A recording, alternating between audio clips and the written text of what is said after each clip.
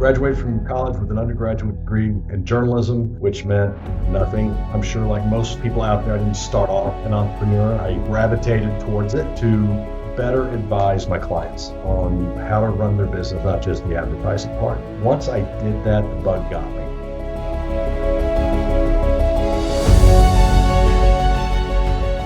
Welcome to the Business Brains B.S. podcast, the podcast for people who are building businesses, battling their own brains, and occasionally stepping in a little BS along the way.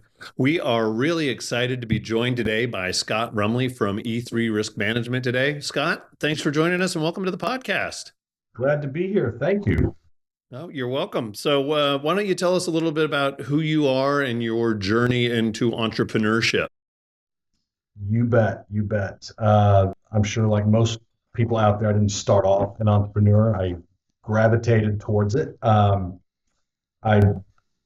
graduated from college with an undergraduate degree in journalism, which meant nothing. And then took that into radio and television advertising sales for 15 years, which in that business as a salesperson, you're ultimately an entrepreneur on your own. And so during that time, ended up in Tulsa and went and got my MBA at the University of Tulsa to better advise my clients on how to run their business, not just the advertising part. Once I did that, the bug got me.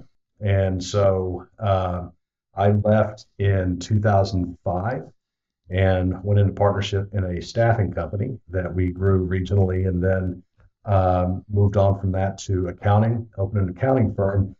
And now I've gravitated into a commercial property and casualty insurance firm. And my coaches that I've had over the years have all said, what is the common theme here? What's the interest? And really, it comes down to service. All of these are business services helping entrepreneurs make better decisions about their business, either the tip of the spear or the back end, and they all matter. And so I'm just nerdy enough to enjoy putting it all together and riddling it out. So this is just the next piece of that puzzle. Okay, very cool. So, it's funny. I talked to a lot of people, and when I went through my training with Action, it was made very clear to us that everybody who's in business owns a sales and marketing company that does something, right? Greg owns a sales and marketing company that does, mental health. So kind of jump into the things that you learned in radio and TV sales. What are some of the things that you learned there that you've carried over into entrepreneurship? Oh my gosh, the primary one is uncovering what the real need is.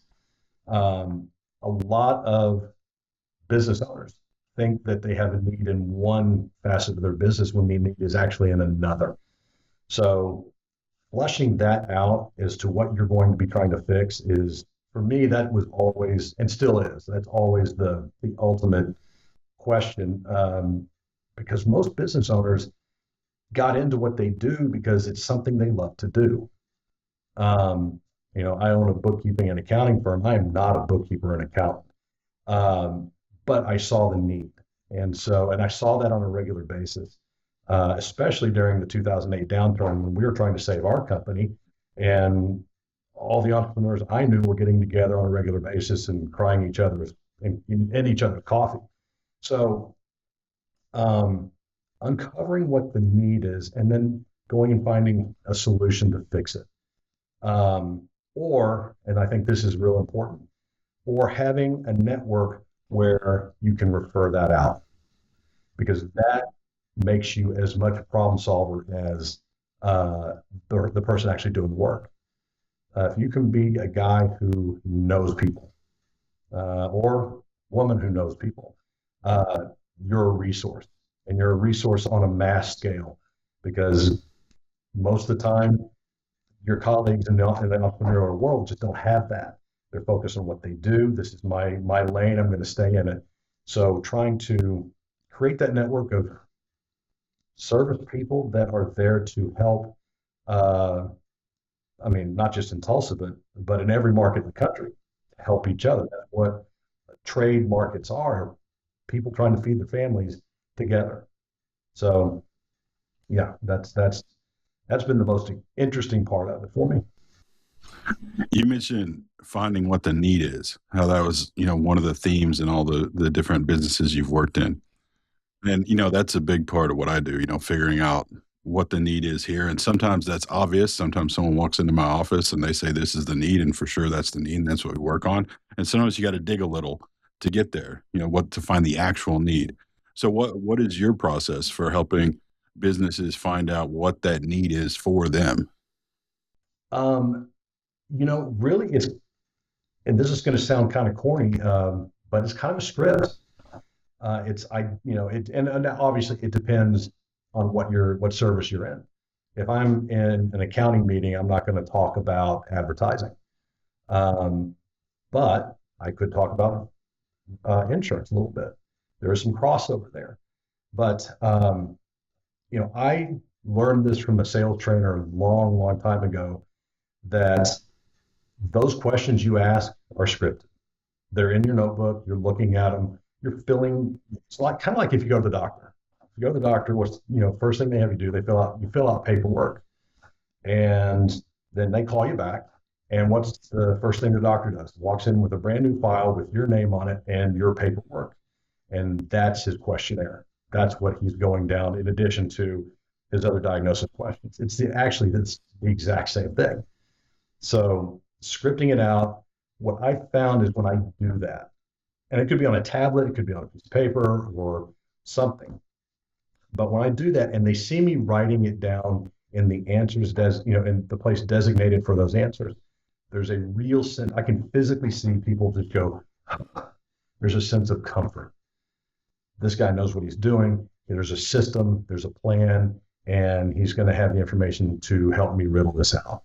So that was a cool trick a long time ago that has carried forward. Um, but ultimately, it is asking the right questions, just like you, Greg. You're trying to find out. Somebody may come in with a certain thing they're dealing with, and that's not what they're dealing with at all. So it's asking the right questions and finding out what's really underlying this anxiety.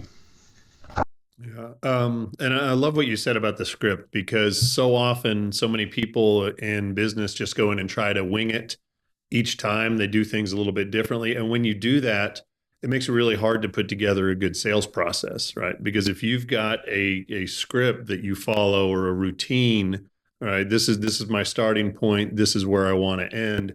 This is the route I'm going to take. I may end up having a detour here or there, right? The old GPS recalculating.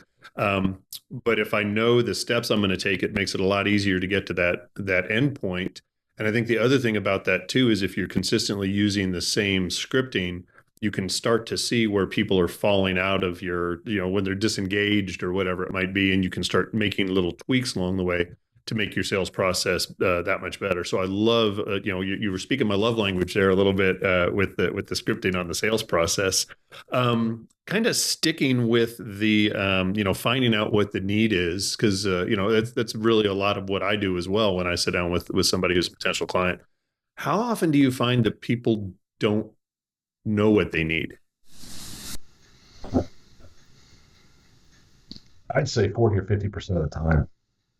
I mean, it is entrepreneurs, like I said, if you love baking and you went into business to be a baker and you're not making money, you have no idea. You know you're baking the bread and you know you're selling it. Why aren't I making money?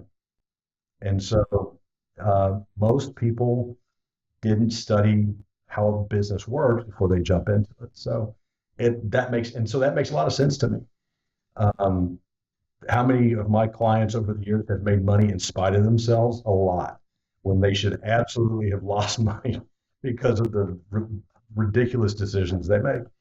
But that's not a great place to be either, because if something does go wrong, you have no idea where it's coming from. So yeah, I mean that's not uncommon, and that's okay. I mean, there are a ton of people out there that have trained to like you, Eric. I mean, you're there to help them understand that and figure that out and put some form to it. So from my experience, a big part of that is getting the person to trust you and trust the process. I think to your point, like I think about when I, first met Eric. Um, the problem is I identified it was just basically I didn't have enough money. Like the way I put it to him was like, I feel like I'm constantly trying to outrun my bank account, like this is how much I got today. This is how much I'm going to need tomorrow. Whoo, that's tight. So that was my identified problem. And, after working with him, I identify these other things like what you were talking about. Okay. Whether it's marketing, working on that or, working on better systems, things like that.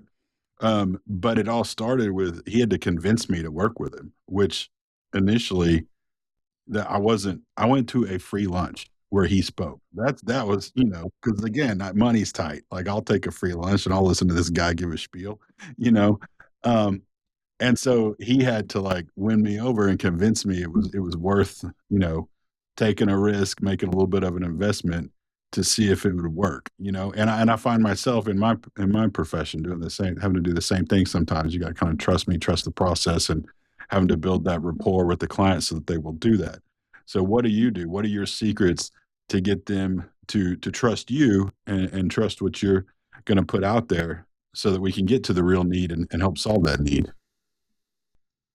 So what I do in just working with my clients, whether it's in whatever capacity, it's identifying what the need is, and then putting together a list of initially here's what we're going to do, and then following through on those, and letting them see the results of that meeting, of primarily in the beginning the discovery, and then here's some of the things that we need to take action on right now, and making those things happen.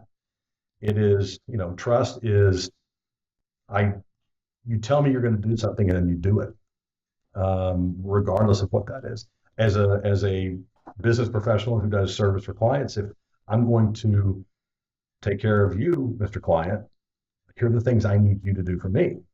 So it's a two-way street. When you're talking with Eric about your anxieties, and there's some give and take both ways. Both of you have to prove that you're trustworthy to do whatever the collaboration needs to be. So following through on what you say you're going to do. And I always find it helpful to go a little bit beyond that from the service standpoint, whether that is, hey, I was researching this piece of your business and I found these other pieces of it that we need to talk about. Try to add value wherever you can. And that's if you're in business services like me, or if you're baking, add some more frosting on the cookie, whatever that is. But it's just creating the environment that I'm here for you and I'm going to give you more value than what you're paying for. That's what I've said. Yeah, I think that nails it on the head, because if I had been asked that question, I would have been the same thing. I would have said, as far as give away value, right? I do free business strategy sessions with people, and my hope, whether they end up working with me or not, is that they walk out of that time together with a page full of notes, right? So it's all about give away your best stuff for free, because let's be frank, most people will take that, they'll write it down, they'll say that's a great idea, I love that. But then they won't do anything with it, right? So then that's where an expert like yourself comes in to say, okay, you got this information, you're not doing anything with it. We gotta change that. Right. That one thing I've started doing here recently, and in regards to that, and I didn't even think about it as giving away value, but then you mentioned that. When I'm working with a customer, and I'm working with a couple of interesting categories right now. One is churches, and I'm doing churches. There are a lot of areas that churches need to understand their insurance. I need to understand what their insurance needs are as well, and they can't typically they can't answer those questions. So, in today's world of information that is available to all of us, AI and web-based. What I have found myself doing is putting together summaries of exactly what they need, how they need to organize it, and who in your organization is going to be in charge of what, and putting that together for them so that they have an understanding of what their real needs are, but I'm doing it for me. So I can't answer that question for every industry. We live in a great time where that information is available, and putting together in a presentation type format where this is your official document on how you guys need to approach this from now on. That's easy and free. And I need that to actually do my job for. So it's a great piece of it that I wish I'd had decades ago. Mm-hmm. So, insurance is, let's face it, I don't think most people would say that insurance is sexy. And a lot of people I talk to, like if I'm sitting down with somebody, I'll ask them, when's the last time you had looked at your phone and shopped around on that? When's the last time you shopped around on your insurance? When's the last time you shopped around on your internet? Whatever it might be. But I think that the insurance is one that people really should get a second opinion on a regular basis. And the reason I say that is because I've heard so many times about somebody ending up in a situation where they'd gone with, a nationwide carrier or whatever it is through the local rep. And then they sat down with somebody like you who's actually specialized in commercial insurance and found out, okay, our equipment isn't covered if we're more than 100 miles away from Tulsa or whatever it might be. So how often when you sit down with people and you do reviews for them, do you find that the coverage that they have is insufficient or just totally wrong? Loaded question, I know. Not as often as I would hope. Okay, well that's good news for us on the business owner side. The one thing I'll say is, because this is a regulated industry, you're not in this industry unless you do what you're supposed to do. And we have an insurance commissioner whose job it is to make sure that the playing field remains level and everybody's pulling their weight, doing their job. And if they don't, then they go away. But what I do see is there are insurance brokers and also captive agents that kind of get lazy. They've been doing this for a long time, and Joe's policy is going to renew in 90 days. I may call him and say, hey, just let you know your policy is going to renew in 90 days. And he may have, now to be fair, Joe's going to probably have 300 other clients that he's trying to manage and do that with. Well, it's been my experience where I don't even get that. I haven't gotten that call, and there have been situations where the insurance wasn't renewed. And this is on a personal side. Let's sell our house. Never wasn't renewed, and we didn't find out till a month and a half after. So, and that was a major carrier that is very well known. So, it doesn't matter who, what product it is. But I will tell you this, and we just came out of a very tough market for insurance, where prices were high. Everybody was scrambling to try to deal with that. Something has happened in the last 6 months that's been pretty interesting. There are a number of new small insurance companies that are breaking into the industry at multiple levels, on workers' comp, on business general liability, and every other kind of coverage you can think of. They want a piece of it. So what does competition do? The only way an insurance company can really make more money is to charge more. So they can't cut things on the back end. They don't want to cut agents. But with new, young, and funded insurance companies coming into the state and being admitted into the state by the commissioner, competition drives prices down. And so we're seeing a lot of that. In fact, I was today working on a dump truck company who his national carrier came back and quadrupled his rate. And he hadn't done anything, no wrecks, no nothing. And so should put it out to bid, see what happens. It has been, they're scrambling to get a hold of him. And he's going to end up in a much better place.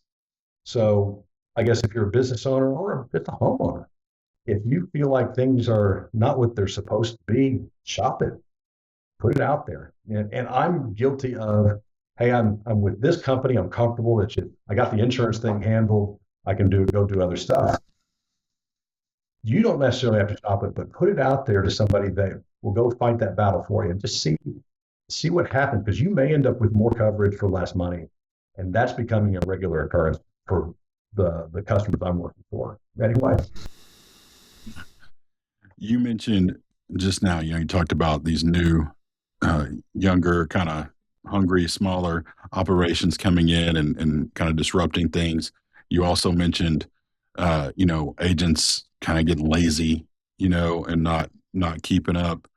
And then, a few minutes before that, you talked about, in this day and age, all the information that's available, the tools that are available to act quickly and find things out. I think this is happening across most, if not all, professions and industries. I see this in my profession. What I see is, I've seen good therapists who are good with clients and can help people, falling behind essentially because they can't keep up with technology, or maybe they don't know how marketing works, in 2026, things like that. And that's a constant thing, like, that's on my mind, in a good and bad way. I think sometimes it's like motivating me to do better, and sometimes it's keeping me, up at night, like, oh, I don't want to lose ground. Um, so, but yeah, like I said, I think that's happening all across society. And the way I look at it is like, in this day and age, you just cannot afford to fall behind like that. I don't see that getting any better anytime soon. So what do you do? How do you, keep up, if not try to stay ahead of the constant, just changes that are happening all the time? I tell you, I mean, that's an excellent question, because it's one that I'm wrestling with too. Um, for 15 years, I was in radio and television advertising, which was the standard for advertising for 50 years before that. That's just the way it was. And the science behind that as to how people see an ad and remember it, was well documented. And then the internet comes and it changes a little bit. But when phones became what they are today, it I would go back 10, 15 years ago. There was a quantum shift as to how people got their information. And that's really at the end of the day, it is, where are people's eyeballs? And and with phones, you can direct people's motivations. I mean, okay, here's a good example. So how many times have you been scrolling through reels, and you get lost in that for 30 minutes, but you'll see a reel uh, that makes you emotionally angry. And then 2 or 3 reels later, there's another one that tugs at your heartstrings. Right after that, you're going to be hit with an ad. They are they are manipulating emotion to make you susceptible to what the message is, and it's an old trick. TV did it all the time. Cable news does it all the time. 90% of cable news is a show. They want you angry before they run the ads. That's the gig. But you know, keep, keeping up with it right now, Greg, what I've done, I have no idea really how to get in front of the most people in the advertising climate that we're in today, the marketing climate that we're in today. So I have decided not to try to figure that out. And I have a great digital marketing company that has been with me a while, and they are taking the reins and taking it to the next level, because I can't I can't keep up with that piece of it. So I've got to pick and choose what I want to keep up with, and it's the information management on trying to find solutions is what I chose. But there's so much more that you got to keep up with. To your point, it's overwhelming. No, I think that's a great point. That's a lesson I've learned too, and I feel like I'm still learning is, when to just let somebody else do that, not ignore it. Like Eric says, delegate, don't abdicate. But hey, let the expert do that, and you just kind of keep tabs on how it's going and make sure you're getting the results that you want. So yeah, I think that's a good answer, and just staying on top of that. Okay, this was working great. last year and it's not working so great this year. Does my person need to change their formula? Do I need a new person? Yeah, for sure. So I do want to change gears here a little bit because, one of the things that we always like to talk about on the podcast is what the motivation was that took you from being an employee to saying, you know what, I'm going to just chance it and jump out here and see if I can swim. So what was it that made you say, you know, let's take this risk and go out there and start our own business? I'll tell you what, it was in television. For 4 years, I had an undergrad journalism degree, which taught me how to write. That doesn't do a whole lot. But I went back on my own dime to school to get my MBA, and it was truly to help me understand my customers better and understand their worlds better. And then I got nerdy about it, and it was the best time I could have had. But as I got to the end of that process, the station I was working at had a policy that as all reps had to be back at the office by 5 o'clock and just to check in. And so there was the last class was a 3-hour class in the middle of Thursday. It started at 2 o'clock. And so I went to my manager and said, hey, this is the situation. The last deal, I've done this for 4 years. I've hit all the goals you put in front of me while I was doing it. I paid for it myself.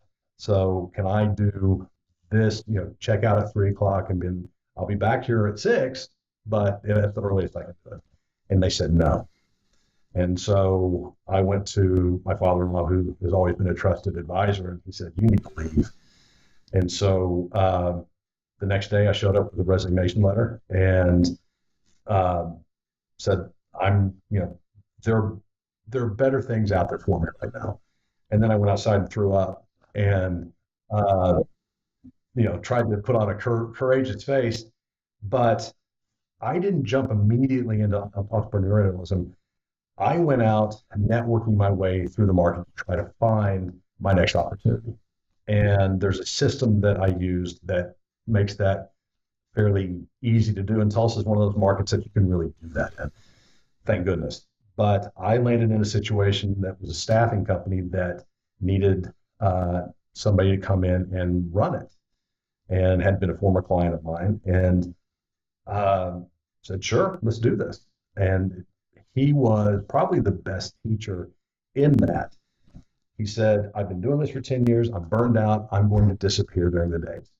Your job is to learn this, and I will be back every day at 5 o'clock, and I will answer any questions you have. Now, all of my employees have been doing this for at least a decade, and I'm the idiot in the front in the big office. And he couldn't have done me a bigger favor. So, jumping into it that way that's God work. There's no other way to describe that. But I think television was going to end for me sooner or later. I was done. Mentally, I was done. It wasn't fun anymore. So, what was that path that got me there? It was really kind of necessity. I had grown all I could grow in the current place I was. And I think in our lives, unless we're growing, then, there's nothing good can come out of being stagnant. And I know if I'm stagnant, I'm bored, and I make terrible decisions when I'm bored, both personally and professionally. So that challenge piece of it is always, I don't know, one of my coaches, when I played football, said this, and it has always stuck with me. If it scares you, you should probably do it. And I think that's the most honest and true thing that defines everybody's path. So that's the short answer of how I got into entrepreneurial world. Then it took, and the ability to create is what has kept me here. So it has been a great journey. That's awesome. So all that kind of balled together, I'm going to ask you just to reach in and pick out one thing that you would say is a tidbit? And it doesn't have to be for new business owners. It could just be for any business owner whatsoever. If you had one piece of advice to give to business owners, what would it be? Oh my gosh. Let's narrow this down. All right, I'm going to give two. One, The consummate salesman. yeah, exactly. But number one is for any entrepreneur, any business owner, you don't have to have all the answers. In fact, I think if you try to have all the answers, you're going to hit a wall someplace. And two, and I know I've had to do this, is step back and reevaluate. But two is make sure whatever it is you're doing, you absolutely have a blast doing. It's something that is, I mean, everybody's heard it, if you love what you do, you don't work a day in your life. That's not true. But at the end of the day, when you're doing the heavy lifting in whatever it is you've chosen, you're having a ball. And you outwork the competition because you're just goofing off, doing something you love to do. Everybody else is dragging and pulling, and you're riding it. So finding that, and that changes throughout your career and throughout your life. Change with it. So, don't be afraid of fear. If it's something that scares you, go do it. And staying right in that zone, I think, is what keeps everybody, I think, in really good tune, very sharp. Because I know that I can get really, really stagnant and get comfortable there. And comfort's a killer. So that's two or three things. See, added value. Added value. I like it. So no, and that was some great advice, man. So thanks so much for taking some time to step out of your day and join us here and share your wisdom and some pearls. Thank you for having me. I'm so glad to be here. Oh, you're very welcome. All right. Well, that should do it for this episode of the Business Brains B.S. podcast. Remember, progress beats perfection. Hope is not a strategy, but it is a necessity. And the BS that tends to hold us back usually starts in our own heads. Now, if you've enjoyed this episode, follow the show on YouTube, Spotify, or Apple Podcasts, leave us a rating, and make sure you share it with a business owner who you think needs to hear it. Until next time, we'll see you.